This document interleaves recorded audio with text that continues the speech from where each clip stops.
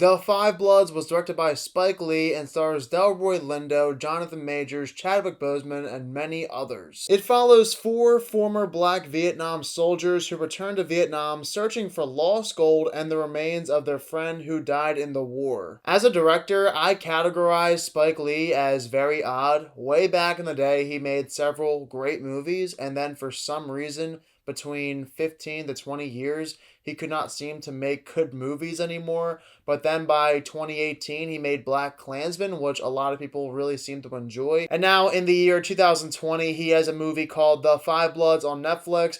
Also, fun fact, The Five Bloods was turned down by everybody except for Netflix.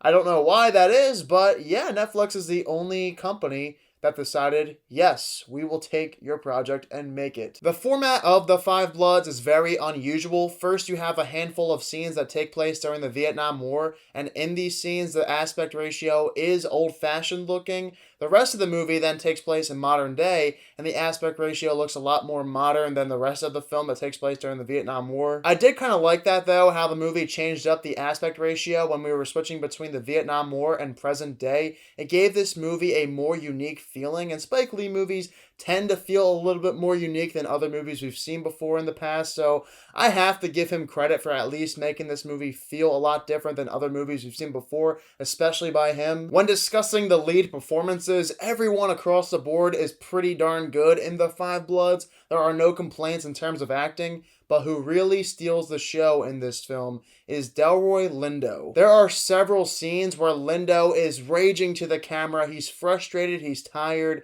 he's sick of the people he's surrounded by and wants to get out of this predicament.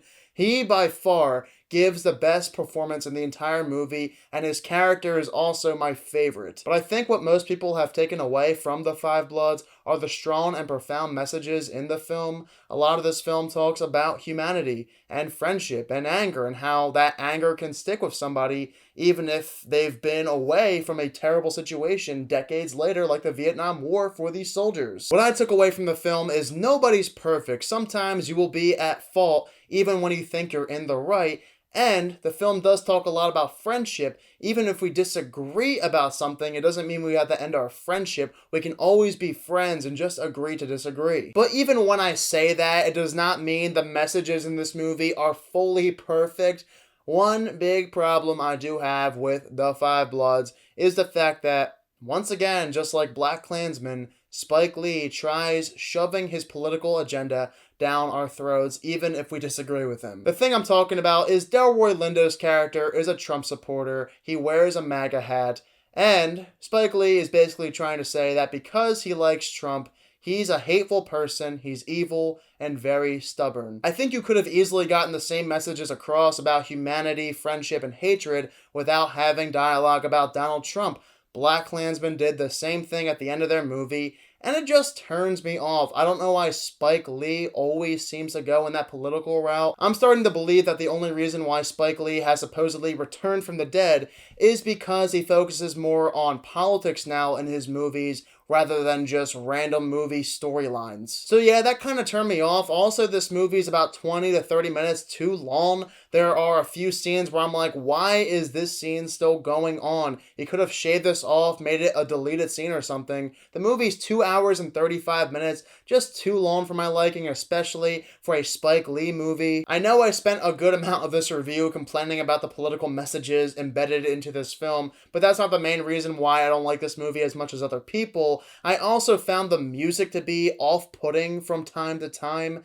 It just didn't always feel like it flowed with what was happening in some scenes. In the past, I have questioned Spike Lee's choice in music for his films. That's not to say I liked none of the music in The Five Bloods. Sometimes I did. It sounded like an Indiana Jones style kind of music in a few of his scenes, which, I enjoy. As for Spike Lee's direction and the film's overall execution, this is by no means his best directed movie. In fact, I would say it's somewhere in the middle of the pack of all of his films. Not every scene feels perfectly executed. Once in a while, it comes off as corny, and when a scene is corny, I roll my eyes. So yes, sometimes in this movie, when I was watching it, I did roll my eyes. I think The Five Bloods is an okay movie. I think it has some pretty good messages. a message about politics that I did not particularly care for. But you know what? Pushing all the messages aside and some of the things I did not like about this film, like some of the direction as well as some of the musical choices, I do feel like this movie deserves a fresh rating just because of the performances, especially Delroy Lindo, who I think steals the show in The Five Bloods. Plus, I like how this movie honored Black Vietnam soldiers who many may have otherwise forgotten about. I'm giving The Five Bloods a 60%. Alright, I want to know what you guys think about The Five Bloods. Do you love it? Do you hate it? Do you feel like it's overrated or underrated? Let me know down below in the comments section. Next up, I will be reviewing Artemis Fowl. Heard the movie sucks, so that should be a fun review coming up. If you're new to my channel, click the subscribe button and give this video a thumbs up if you enjoyed it. Thank you all so much for watching this video, and I hope you all have a fantastic day.